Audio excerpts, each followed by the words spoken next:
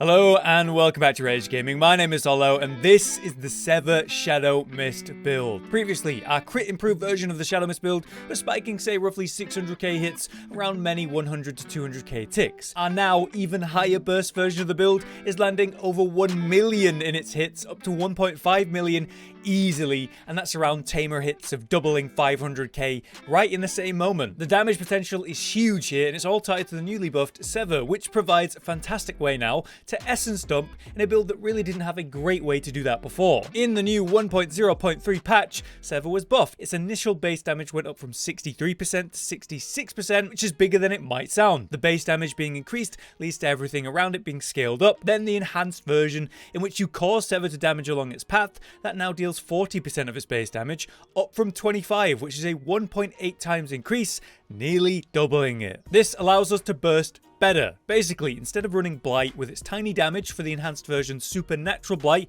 which would increase the damage we deal to those affected by the Blight, we can now just get the damage up front with Sever, which has two awesome purposes. Firstly, it allows us to quickly kill weaker enemies, which this build simply didn't really have a good option for before. It requires setup like most Necromancer builds, meaning you'd need to apply shadow damage, get the Shadow Blight going, pop some corpses, hit the 10 ticks, have a corpse tendril go, now your damage is going. That's a bit slow for basic mobs, which we can now just slap with the Sever as we're going, and it'll chuck them out nicely or kill them or get the ball rolling. Secondly, once we actually build up the burst, get the buffs, apply the debuffs, get the 10 ticks and so on, suddenly our damage potential is really high, and then we can dump our essence into spamming Sever around more corpse explosions, of course, where we're absolutely smashing targets, leading to the enormous burst. Further, there is in fact an awesome pair of unique boots for Necromancer tied to Sever specifically that would perfectly fit into this build. The Greaves of the Empty Tomb have a lot going for them. Its unique effect causes Sever to leave desecrated ground below, which will deal shadow damage over time where the specters travel. Naturally,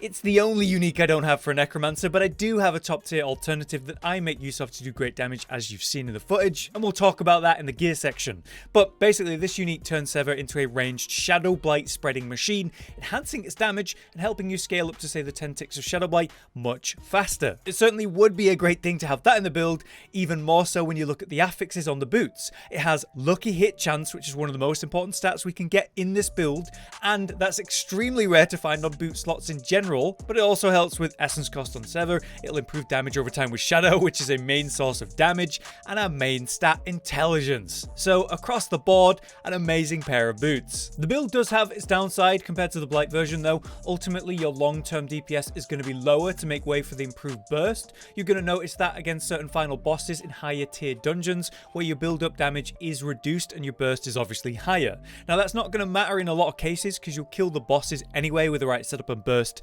pretty much instantly, but it's important to acknowledge it and know that's how you're supposed to play. The higher burst ultimately leads to what I believe is the best Nightmare dungeon build for Necromancer due to the incredible pace and clear times. To maximize the XP benefits, crush the dungeons in incredible times, and skyrocket your levels as you go. I am loving this build and I can't wait to try it with the Empty Tomb unique boots when they finally drop for me. But now let's talk about how we make this happen, starting with the skill tree. Let's start by scrolling down the skill tree list so you can see where all the points are spent. If you want to refer to this at any point during the video, it's there. But let's go through each individual point to explain things. Starting with the basic, which doesn't matter at all. We just put 2 points into this, so we just go for a Reap and Enhance just to get to the next level for the core skills. Here we're picking up 5 out of 5 Sever to improve its damage as much as possible, of course. And then we go for the enhancement, which causes the path that it takes to actually deal damage, dealing 40% with that new buff of its initial damage. We also have an extra 4 levels from items that we'll talk about later, but we want to improve the damage of this as much as possible,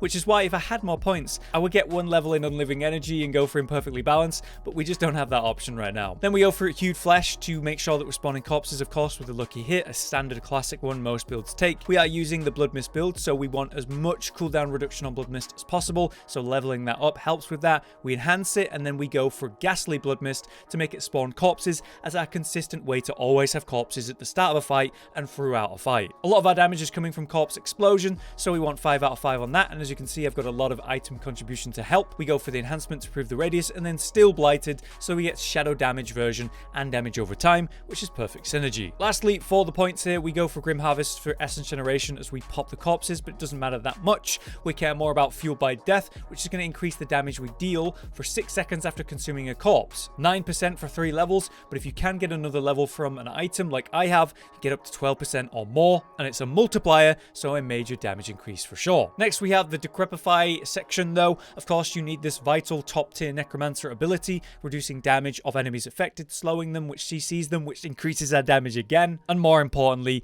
we get, say, the lucky hit effects, where when we go for Enhance, there's a chance to stun, but more importantly, with Abhorrent Decrepify, it's the lucky hit chance to reduce cooldowns by 1 second, which is how we're getting Bone Storm and, of course, Blood Mist back up constantly. A top tier ability for sure, and as a curse we can also go for 3 out of 3 on amplified damage, meaning we just increase our damage to cursed enemies by a multiplier 9% times. We can also pick up a different type of damage here with Death's Embrace. Close enemies take 6% times more damage at 3 out of 3, and they also deal 9% less damage to us as a nice mitigation. Of course, that's very good. On our next tier and tree, we have Corpse Tendrils at just 1 rank. If you level this up, it'll help reduce the cooldown, but there's basically no cooldown thanks to Decrepify and Lucky Hit and all that good stuff. Some item contribution levels will help, but I just put 1 point here so that we can get it. Then we enhance it and go for Plague Corpse Tendrils as our main way to deal vulnerable damage to enemies or get that effect going. Also here, very important, is the Shadow passives. Reaper's Pursuit's nice. Just 1 level gives us movement speed when we deal damage with darkness abilities, but we care more about getting forward to Gloom. When you damage enemies with darkness skills, they take 6% times increased shadow damage from you, stacking up to 3 times. So it's one of those ways we get shadow damage going, and then more ticks happen and more damage happens, and it scales our damage potential. Then we have Terror. Darkness skills deal 9% times bonus damage to enemies slowed, and then another 9% times bonus to those that are stunned or immobilized. We are doing the constant stunning and slowing through Decrepify and Corpse Tendrils, so another no-brainer there. Bringing us down to the ultimate skill tree. No debate here, we want Bone Storm for various reasons. We take Prime, it now reduces the damage we take by 15% while it's active, and then Supreme Bone Storm, where we get 20% extra critical strike chance while Bone Storm's active. Insane. It's a sacrifice build, so standalone is going to be great. 3 out of 3 on that is a great 18% damage reduction, and then 3 out of 3 on the following point gets us a huge increase to the Skeletal Warrior and Mage Sacrifice bonuses. The last point for the build is, of course, Shadow Blight. Shadow damage causes Shadow Blight. We deal more damage to enemies affected by that, and every 10th tick there's a burst of damage, which further happens with different aspects, and of course, the Paragon, which we'll get into. But I'll quickly highlight our Book of the Dead. Firstly, Skeletal Warriors, we go for the Reapers. This is a 15% times increased damage to shadow damage. That's amazing. For Skeletal Mages, we go for the Cold Ones as a 15% times increase to vulnerable damage. Amazing. And lastly, the Golem, the Iron Golem. Of course, we're still going for that. The 30% times increased critical strike damage is insane, and the crux of many Necromancer builds. And now it's time for the Paragon boards, where I will plan to have 5 total, but I just need a few more Paragon points to actually make that possible. So first I'm showing you the 4 boards where I'm spending all the points, and then we will finally make our way to the 5th board, which we'll explain as we go. Starting with the first board then, we're going to make our way to the right to the Prime node, and then up and to the left to the center to pick up the Glyph socket. Here we have Exploit, which as always is going to improve our vulnerable damage. And then the secondary effect, where dealing damage to a vulnerable enemy increases your damage flat out by 1% times for 6 seconds, and it scales up to 10% very quickly with this build, so a major damage modifier right there. We get that active by picking up 25 decks around it, making sure to pick up the preservation node for the armor and the benefits of that, then coming around to the left, getting the magic nodes and the rare node knowledge, and leaving on the left to the top of the board. Here we come to our first board extension, which is still Wither. This legendary node means our shadow damage over time has a 5% times chance to deal 50% times bonus damage each time it deals damage, so a potential spike. That's increased by the amount of willpower you have in the build, so it makes that stat certainly more relevant. Also, this board has so many amazing rare nodes that having it as the second board and getting those damage increases is obviously great. To follow the path though, you come to the board and head right to the Glyph socket, making your way up, picking up Malediction on the way for the improved shadow damage, but then picking up the Glyph socket. Here we have Control, a major damage increase for any crowd control and CC in general. The secondary effect has you deal 10% times increased damage to slowed or chilled enemies, which does play into our boot unique that we use while we don't have the other one. And then there's the 20% times increased damage to stunned or frozen enemies, which is a lot of the time considering a spamming corpse tendrils. But either way, from the glyph, we're going to work our way to the left and come around to lingering shadows, picking up all of the magic nodes around it for their great purpose, working our way left and up to the next rare node, dragging shadows, again picking up a few magic nodes but not really caring about the shadow resistance that much, and working our way up to wither and picking up that legendary node. At this point, you'll see that it goes left to the next board. This is the 5th board, and you want to ignore this until last, so do not spend these points until the end at that point. So back to the glyph, we work our way up and around to the rare node Gnawing Darkness, picking up the very good magic nodes to improve our shadow damage over time. With that, we work our way to the right and to the next board, where we get our next extension, and it's still Flesh Eater. Consuming 5 corpses grants 40% times increased damage for 6 seconds, considering we're popping a load of corpses through our Shadowmist, through Corpse Explosion itself, and with our unique Black River, popping 5 in one go. This is incredible. We will work our way to the right onto the board, and then down and to the right to pick up that legendary node as soon as possible. From there, you can work your way up and to the right to actually pick up the glyph socket, where we have Territorial. You gain 10% damage reduction against close enemies when the secondary effect is activated with 25 dex, which is easy to get in many boards and many of the glyph sockets. You can put this wherever you like as long as you can get the 25 dex going. The ordering of your glyphs is often tied to what levels your glyphs are and what level you are based on how many Paragon points you have. Either way, get the 25 dex going, and then we're going to make our way down to the rare node Stifle, where I just need 2 more dex to get that secondary effect going now, picking up the magic nodes around it for the critical strike damage improvements, and working your way down to the next board, which is still the Scent of Death board for its great damage reduction. With at least 2 corpses nearby, which is always, you gain a 15% damage reduction, perfect mitigation, but in the rare moments where there are no corpses, you get a 15% times increased damage. Not really going to happen much, but nice when it does, and that's what we're going to work our way down to. From the top of the board, we work our way down and head right and down and around to pick up the corrective node for improved critical strike damage. We do not care about the potion healing magic nodes, but the other ones are quite nice for the crit strike damage. In any case, head down from there and to the right to actually pick up Scent of Death. From Scent of Death, we can head to the left and actually pick up the node, where we have Darkness. Another important mitigation: whenever you or your minions deal shadow damage to an enemy, that enemy deals 2% reduced damage up to 10%, basically 10% for 5 seconds. If you feel that you are not in need of a second mitigation tool because you're at a lower level and things are easier and not pushing higher tiers, then you wouldn't need to have this necessarily, and I would recommend Scourge instead, which will go into my Paragon anyway once I've completed my 5th board, which we'll talk about. But it's a question of, do you need more damage reduction or not? So is it Scourge for more damage, or is it going to be Darkness for damage reduction? Whichever you pick, make sure you get the secondary activation. In this case, that's 25 willpower, which is easily doable around this. And we're also picking up Death Marked and Preservation for their bonuses, which we're very close to getting the secondary effects of with the right amount of stats. From here, it's time for your 5th board, which is where we actually come back to the second board and work our way left. This board is the Bloodbath board. The only reason that it's the Bloodbath board is because we can actually get to the glyph very quickly from the entrance. We do not care about this legendary node, and in fact there aren't any other good legendary nodes for this build, so it's purely about glyph sockets, and that's why we go for this one, because it's so easy to get to, as well as Hardened being right there, which is certainly a nice damage reduction option. From here, we will enter the board and work our way up and to the left all the way to the glyph, and in my case, that is where I will put Scourge for 10% times increased damage to those affected by shadow damage over time. That's going to be a major damage increase, and I'm really looking forward to it, but I just need enough points. But ultimately, at level 100, you'll be able to do it all without sacrificing anything. But now we're at the gear section, where we are still using Black River as our main unique weapon. This causes your Corpse Explosion to consume multiples up to 5 at once, massively improving its damage and increasing the radius per corpse consumed. Very nice quality of life, because it means we spend less time actually pressing Corpse Explosion and maybe spending more time using other abilities like Sever. It massively improves the damage itself. It's an insane unique if you are using Corpse Explosion, obviously, and it synergizes great with the explosive mist aspect, which causes Blood Mist to trigger Corpse Explosions, so it's able to trigger multiple thanks to Black River. So you're popping loads of corpses,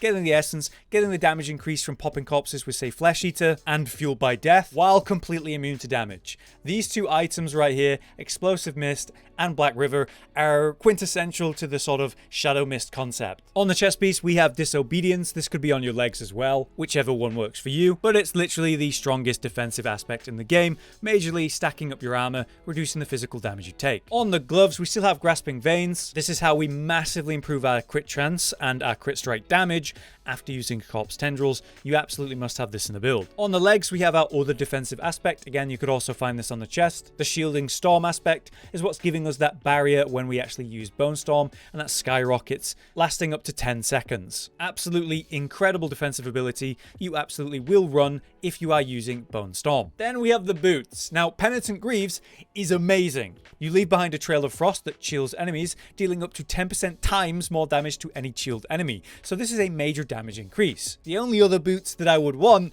are the unique ones for Sever, specifically the Greaves of the Empty Tomb that we've spoken about. They are better boots because they have better affixes. You know, the lucky hit, the improved shadow damage over time, it's just better affixes. But Penitent Greaves does have the benefit of giving you a new way to improve your damage, but I think I would lean on the Greaves of Empty Tomb if I had a choice between them, as a great way to spread Shadow Blight more effectively and improve the damage of Sever as well. Both are fantastic though, but if you don't have either, then you could go Ghost Walk aspect as a choice. When we move to the amulet side of things, we are still using the Blighted aspect, up to 180% times increased damage for 6 seconds after the Shadow Blight key passive damages enemies 10 times. This is why Shadow Blight dealing damage 10 times is so important. It's what absolutely skyrockets your damage potential, and is how we're hitting those 1.5 million Severs, and that's why this is on the amulet, because you want this to be as strong as possible. On the rings, we have Blood Soaked aspect, causing Blood Mist to leave a trail of shadow damage, not doing much damage itself, but causing shadow damage, so stacks of Shadow Blight, getting us to 10 stacks of Shadow Blight even faster. And then the other ring is still Ultimate Shadow, causing your Bone Storm to also deal shadow damage over time. Again, not for major damage itself, but triggering shadow damage and Shadow Blight and getting to the 10 stacks again as quickly as possible. The last slot is our offhand, where we have a focus for the cooldown reduction that provides. The aspect itself is the Decay aspect. Each time Shadow Blight key passive deals damage to enemies, it increases the next Shadow Blight's damage within 10 seconds by up to 40% times, stacking up to 5 times. So this is how Shadow Blight starts to really hit, and then it gets more damage every tick, and when it hits 10 ticks, obviously it spikes. So another vital aspect you can't really do without. And this is what sucks, because I've said that a lot. You can't really do without all of these. They're all so incredible, each individual aspect and slot of this build. So I just can't find a way to work in, say, any aspects that improve Sever or modify it in any way, because I just don't have space. And I would say that's a good problem to have. Now, when it comes to the affixes on the gear, your priority is going to be